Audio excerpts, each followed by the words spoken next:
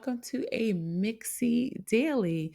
So I'm just switching it up for y'all. I've been listening, so I really want to make sure I'm giving y'all just a little bit more on a regular basis. And so we can gossip about what's going on in these celebrity streets. So let's get into it.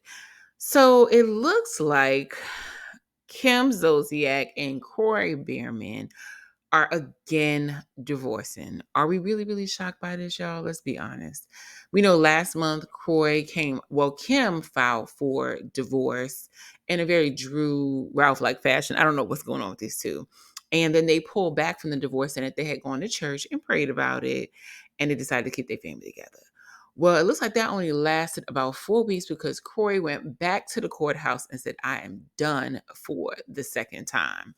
As y'all know, Kim and Kroy met back in 2010 during that like little weird dance charity event that Sheree was at on the show. And, they've been rocking together ever since. They got engaged in like October 2011. So maybe about a year or so after they met, they were engaged and they got married that November. And we all know that kind of culminated in Kim getting her own spinoff with Don't Be Tardy for the Party, based on a song that she had recorded with Candy, and that became a little bit of a weird kind of reality show hit. But it looks like they're just not gonna make it. I mean, it's been 11 years, and it looks like even through all the ups and downs, they have 4 kids together. They have 4 kids together, but Kim had 2 children when they got together, and Kroy adopted those 2 kids. So we know that that's Brielle and Ariana. And it just looks like Kroy is done, honey. He is done. And we know all that mess that came out last month. So we know that when they initially said they were going to divorce, all the tea hit the floor. And we basically found out that like they owe massive amounts in debt. Kim got a gambling problem. Kroy's doing all of the chores, taking care of all of everything. And Kim was trying to definitely get half of his money and get alimony from him. I mean, let's be honest, we're not surprised. This has been a mess from the beginning. Honestly, I feel like Kim found somebody young. She latched on. She was able to get pregnant by this man. She saw that contract he had with the Falcons and was like, look, this could possibly be my retirement plan. I think Kim also thought that she was just going to be on reality TV forever. And there was no reason for her not to think that. She was doing well on RHOA for many, many years. And then she, went to have her subsequent spinoff. And that went on for like, I think Tardy was on for like 7 or 8 years. Like it was on for a long time. So there was no reason for Kim to think that she wasn't going to live high in the hog forever. And then Kroy did all of the manservant work, driving her places, taking her this place here, acting like her bodyguard here and there. I mean, it was just incredible that she had landed in like the ultimate, I'm not going to do nothing energy in life. So it's just shocking that they're leaving the situation now. But I find it ironic that now that they're divorcing, all of a sudden the debt collectors are coming. And that's what's making me think that Kroy was being extra petty with this situation, because immediately after he filed, y'all, the credit card company that Kim owed $150,000 to came calling back looking for their money. And I think that's what it's coming down to. I think that Kroy is just like, I don't think Kim's behavior is changing. I know we saw a video last month where like Kim was acting weird and calling the police about there was a wellness check done to the house. It's giving backyard country bunking style. And I just think like between that, there was like some alleged drug use, some alleged other things going on. Plus they owe money to the IRS, I think around $1 million. So we're not surprised at all that the Biermans have decided to completely split. I think Kroy is ready to get his babies and get up out of there, or get Kim up out of there. It looks like she's gonna be living off of that storage that she got from Papa all them years ago. And hopefully her daughters can help find her a place to live, because Kroy is definitely trying to get her to live in an apartment. And just when we thought that the Biermans couldn't wear us out enough for all their divorce drama, here come Tyrese with Hold My Beer. So Tyrese Gibson decided that he was going to release another, I repeat, another song track regarding his current ex-wife, Samantha Lee. So on Friday, Tyrese released a song called Love Transaction. It is 5 minutes long, y'all. And it delves into the downfall of his marriage and his anger with the whole legal proceeding situation. And as you know, Tyrese has been going through this large battle with his second ex-wife regarding like child custody, specifically the payments. And he went through a whole lot of song and dance over the last couple of years with like, oh, everything is so unfair, and they're giving her all this money. I believe she was awarded $20,000 in child support monthly payments.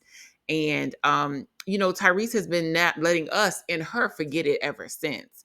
He also just been going through a lot of other situations online, because when is Tyrese not going through something online? But he decided to release this second track. He's dedicating a whole album to their divorce, which I actually have no problem with it. I feel like, Tyrese, put the pain into an album, into your music. Just keep us out of it online. When I tell you, this man is a definition of messy. So the song is called Love Transaction. It's 5 minutes long. It's giving very bootleg Marvin Gaye.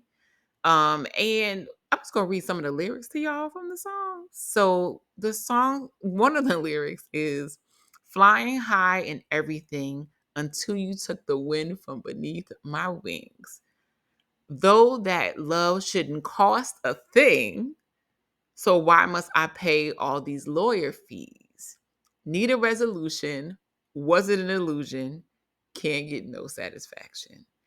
Now, y'all, I just read a little piece of that. Go back and listen to Tyrese's song, because I'm not linking it here. And I just want to say, what the hell is wrong with him? I don't understand Tyrese. It's like he was so thirsty for this relationship to be a thing regarding him and this woman. I mean, I could do a whole video, and let me know if y'all want me to, on like the origin of this relationship and how Tyrese forced this relationship down our throat. We weren't asking for this.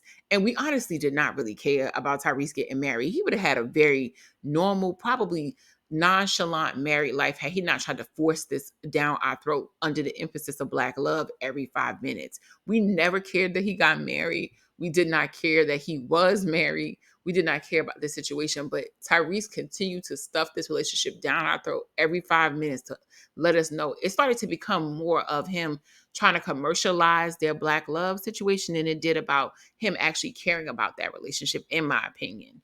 And I feel like that lady escaped. I don't feel like she divorced him. I think she escaped the situation. But nonetheless, her and Tyrese have a child together. He then, proceeds to guilt her further on in the song, saying that their daughter is now wondering why they're not underneath the same roof, and that she has left him emotionally bankrupt. Tyrese, please go refill yourself somewhere else. He has moved on, in fact. And he actually is with some other young lady. I think she's younger than the first two ex-wives, named Zelly.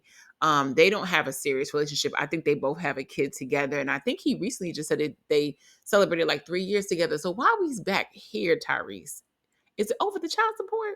It's just given obsession. This is actually not the first song, y'all, that Tyrese has released. He released a song on the 19th of this month uh, with Lenny Kravitz attached and Leandria Johnson, the gospel singer. And it was called Don't Think You Ever Loved Me. I I just can't with Tyrese. It's getting crazy. He basically says that they both made mistakes and together it was good and bad, and she gave in the towel too soon. I just really pray for this lady's safety and hope that, she is off line sometimes and just not taking all this in. You could just see he stressed the hell out of her in this marriage. I think like less than 6 months of them being married, what more do you want from me? Tyrese ended up happening. And that was a drama in itself over the ex-wife, Norma. It can't always be these women. This brother really just needs some serious, real therapy with somebody who's going to sit down and work through his issues that stem from childhood, because that's what we know that this issue around women comes from. Shout out to Samantha. It's just a weird scenario. They weren't even married that long. It was from 2017 to 2020. And, Tyrese has been distressed since. So go get the album if y'all feel like it's going to be worth it. It's supposed to come out, I believe, in another month or two, the full album. It's giving Tyrese could have really turned this into an amazing thing by just making this pain a part of his music and making an incredible breakup album. And instead, he's just stressing us out online once again. Hey, y'all, I love to hear from y'all. So don't forget to comment below, like the video, and let's get back into it. It's a whole mess up in these Atlanta streets. I mean, when isn't it? But recently, three of the reality stars from Love and Hip Hop Atlanta were arrested on Friday for I would say like they said it was a brawl, but I kind of feel like it was more of like a misunderstanding or whatever. It turned into like a weird scenario with the security at a lounge in Buckhead. Erica Mena, Bambi Richardson, and Zell Swag, aka Rodney Shaw, were at the Luca Lounge in Buckhead on the 25th, and the police ended up coming to the club because there was a disturbance of a dispute on the property. We kind of found out like later on from Saucy Santana, the rapper, who actually is dating Zell Swag, that what actually occurred was Erica Mena was drunk. We later on saw a video of her jumping up and down on a couch like she Tom Cruise. And essentially Erica was being belligerent. She was loud. There was already an issue within their section, and then security got involved around like 11:40 or so at night. And Erica, the situation didn't de-escalate. Like it got louder and it was more of a disturbance issue. And so security kind of got rough with them.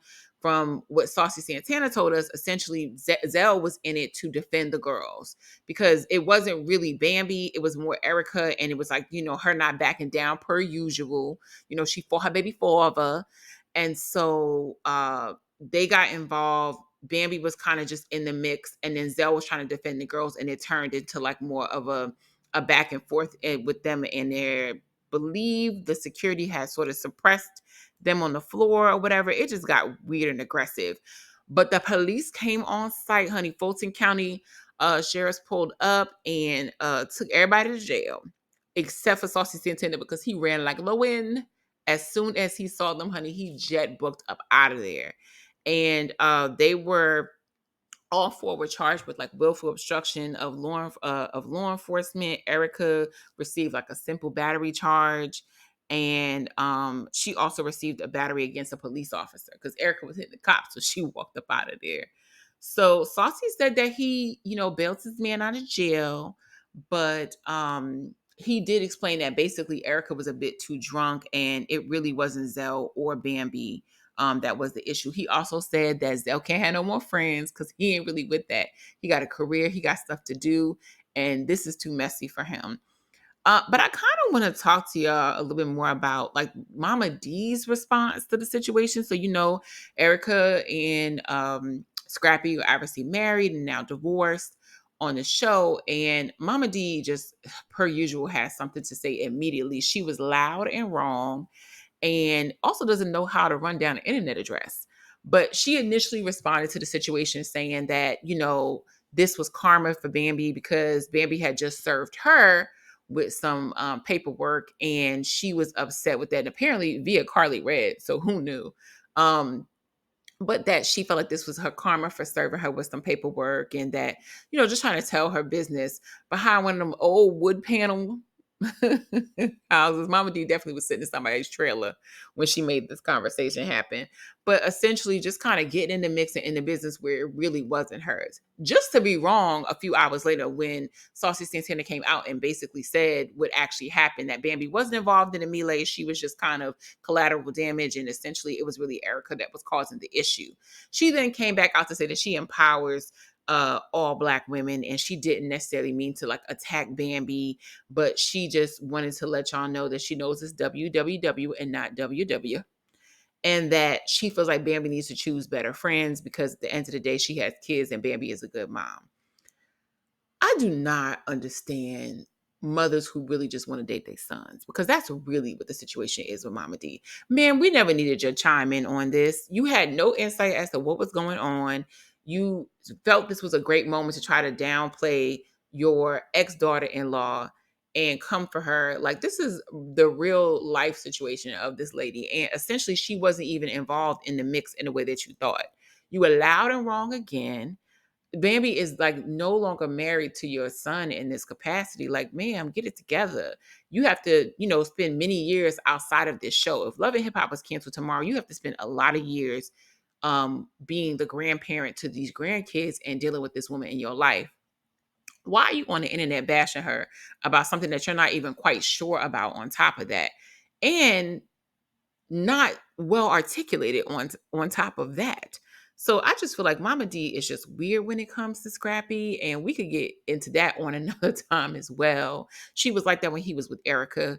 She's like that now that he's with Bambi. She was kind of like that with the Shay situation, except she liked Shay, but she would have been a thorn in Shay's side had she actually gotten with Scrappy. And now that he's with Diamond, it's not gonna be no better for her.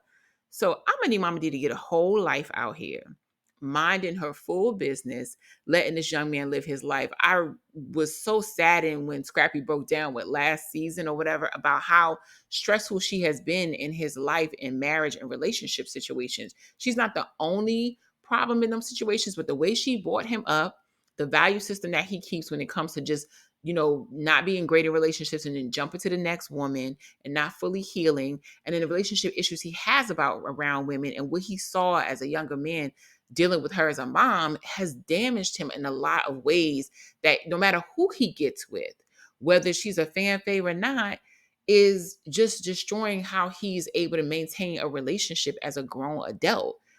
She really is part of the problem, and she's probably never going to get any sort of help. So I'm gonna need Mama D to stay off of the internet and get a life and get some real therapy or at best some medication. Well, thank y'all for joining me. I appreciate y'all for kicking it with me one more time with this Mixy Daily. I'm going to try to keep these coming, y'all. So tune in. Don't forget to like, comment, and subscribe to the video. And I'll catch y'all in the next one.